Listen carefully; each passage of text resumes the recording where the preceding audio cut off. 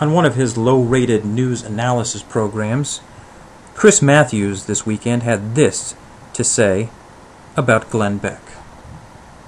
Glenn Beck, Rush Limbaugh, and their ilk. The nutty talk went off the rails this past summer. Here was Beck.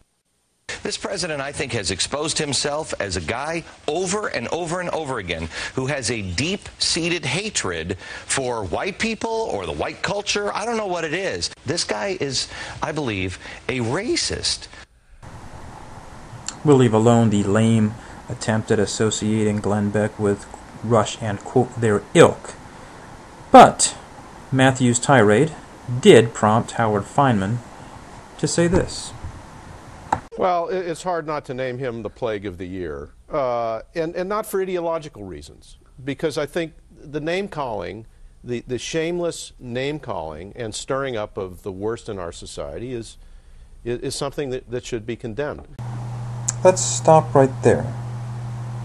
Does anyone remember Howard Feynman criticizing this woman for using much the same language against one Joe Wilson?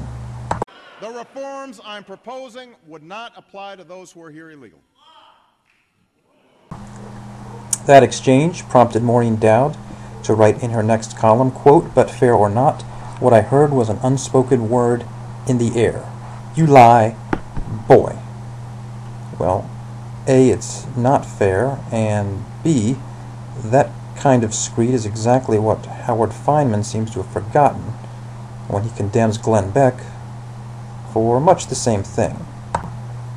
But it gets even better, as on that very same panel, Nora O'Donnell, when talking about the birthers, offers this bit of nimwittery.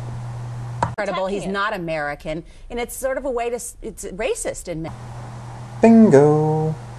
There it is again. The birthers are racists. But wait a second.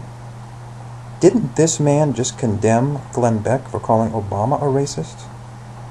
Is he going to now turn around and condemn Nora O'Donnell?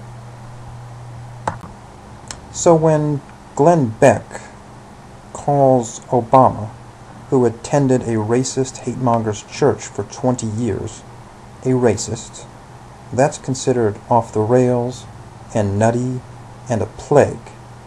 But when Maureen Dowd and Nora O'Donnell, without any substantiation whatsoever, call their political opponents racist, well, that's just okay and mainstream.